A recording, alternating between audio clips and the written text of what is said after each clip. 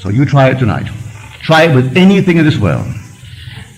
The unmarried, if you desire to be married, what symbol in the world would imply that you are married?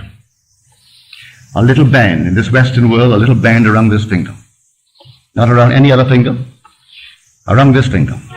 It doesn't have to be the biggest aspidastra in the world. Just a plain little gold ring. If you wore it there, it would imply you're married. Sleep tonight as though you wore one. Don't put your physical thumb on it. Put your imaginary thumb on it. And feel it in your imagination. You can do it. Feel a ball. Can you feel it?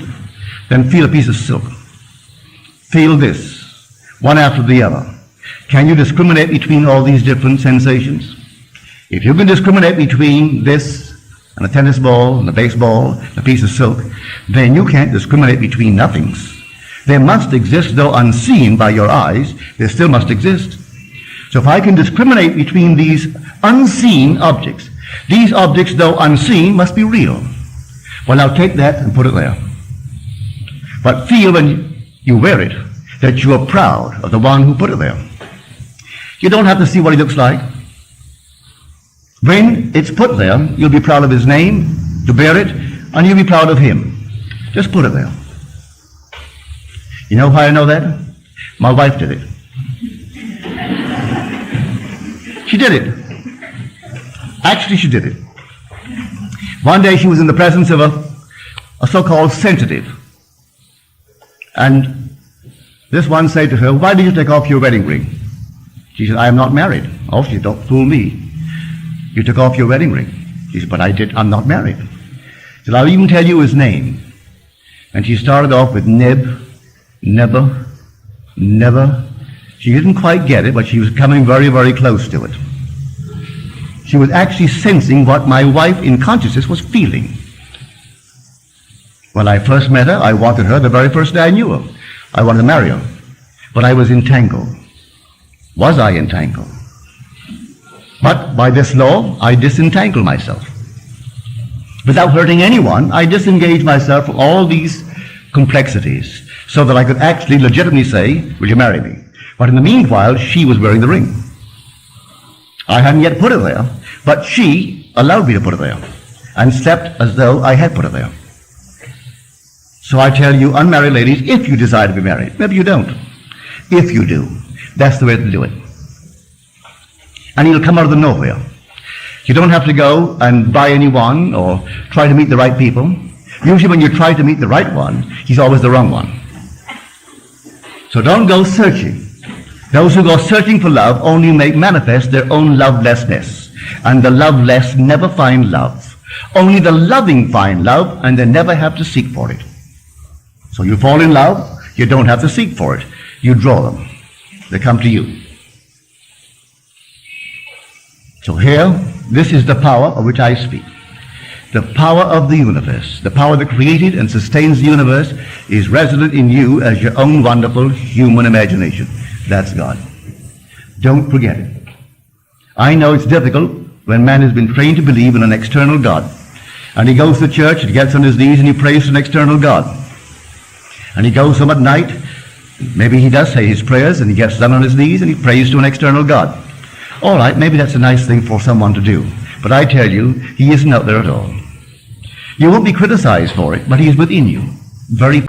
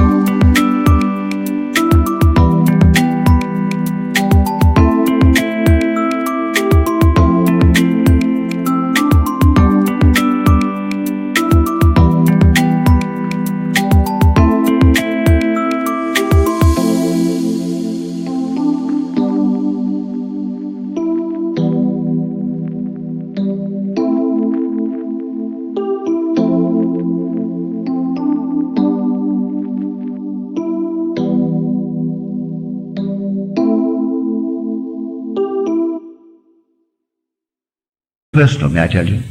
He is very, very personal and within you. When you're told in Scripture, of the rock that begot us, we are unmindful. And that seems to be all a figure of speech on how true that thing is. One night, sitting in the silence, rather it was an afternoon, I was thinking of nothing in particular, and suddenly before my eyes came this quartz, an enormous quartz. As I looked at it, it fragmented itself, broke into numberless little pieces, and then it reassembled itself. As it reassembled itself, it was not into a quartz, but into a man, seated in the lotus posture. I'm looking at this man, all seated now, perfect man.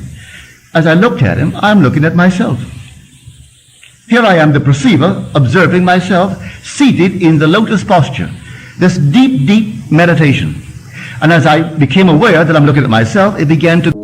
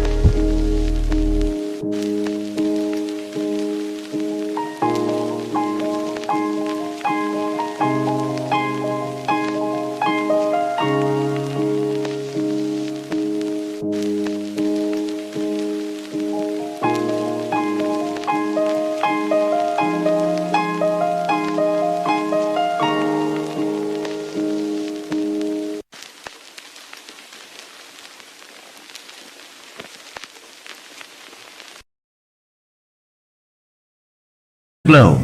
And it glowed and glowed and glowed. When it reached the intensity of luminosity, it exploded. And then I returned to this level.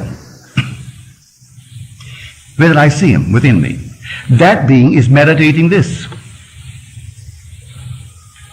This is but a projection of itself in the world. And when he wakes within me, completely wakes, I am he.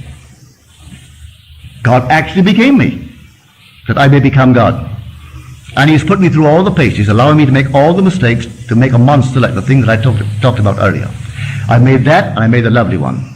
And he allows it in his meditation. He is the dreamer in me. And he's dreaming this, and dreaming everything that I dream in this world. And when he awakes, this will cease to be, and I am he. And he is God. So I tell you, go out and try it. Begin tonight.